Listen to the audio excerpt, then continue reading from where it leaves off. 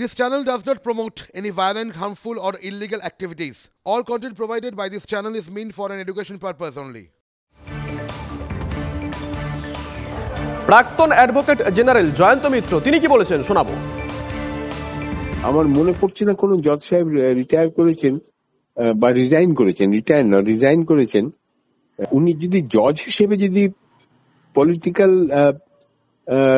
Disputes বা political matters এর মধ্যে ইনভলভ হতেন তাহলে এর ব্যাপার ছিল, কিন্তু রিজাইন করবার পর তারপরে যা খুশি করুন, nobody will question it.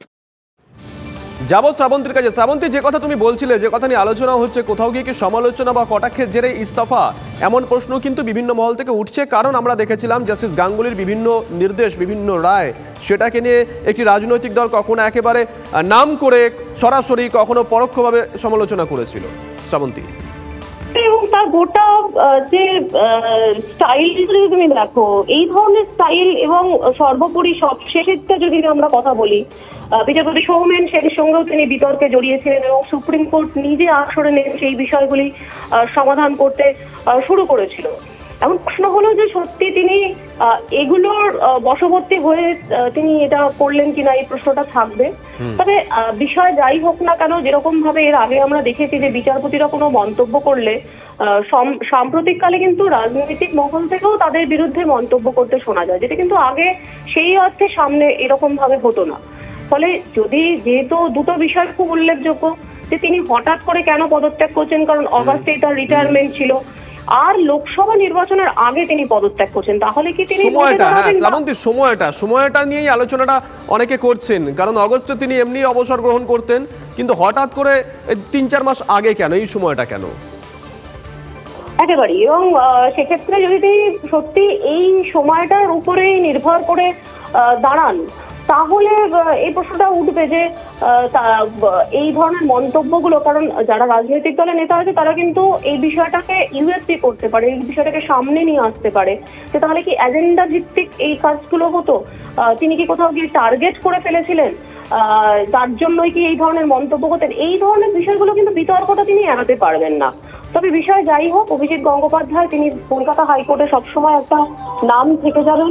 In ফিউচারও তিনি একটা পরবর্তী সময় বিভিন্ন সময় এই প্রসঙ্গ তার উঠে আসবে, তার বিভিন্ন জাজমেন্ট অন্তত এসএসসি এর ক্ষেত্রে সেইগুলো বারবার সামনে উঠে আসবে।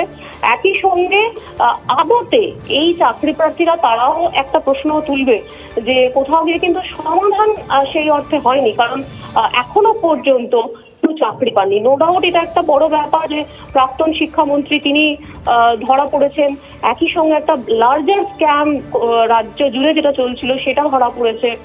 মানিক বন্দ্যোপাধ্যায়ের মতো পর্ষদের সর্বোচ্চ যে পোস্ট, সে তারা গ্রেফতার হয়েছেন, একটা স্ক্যাম সেটা সামনে আসছে। কিন্তু কোথাও গিয়ে এটাও প্রশ্ন উঠে আসবে যে যারা চাকরির জন্য আন্দোলন করছিলেন তারা কিন্তু শেষ পর্যন্ত চাকরি পাননি। তবে সেক্ষেত্রে জাস্টিস গাঙ্গুলির ঘরে এই মামলা আর নেই, এই মামলাগুলো পরবর্তী সময় প্রসঙ্গ উঠে আসবে এবং আইনজীবীরা যারা সুপ্রিম কোর্টে রয়েছেন তারাও কিন্তু এই প্রসঙ্গটা তুলে আনবেন যে কোথাও গিয়ে কি তাহলে এই জাস্টিস গাঙ্গুলি নিজে এই ধরনের জাজমেন্ট দিয়েছেন। কারণ শুধুমাত্র এসএসসি স্ক্যাম নয় শুভজিৎ, অভিষেক গঙ্গোপাধ্যায় তার যে মামলা সেটাও কিন্তু সুপ্রিম কোর্টে পেন্ডিং রয়েছে। এবং তোমার মনে থাকবে অভিষেক বন্দ্যোপাধ্যায় তিনি এই কথাটা বলেছিলেন, সেই মামলার ক্ষেত্রে উল্লেখ করেছিলেন যে দুজন বিচারপতির ঘর থেকে তার মামলাটা সরিয়ে দেওয়া হোক, তার কারণ তার মনে হয়েছে এটা রাজনৈতিকভাবে উদ্দেশ্য প্রণোদিত একটা কোনো কাজ হচ্ছে।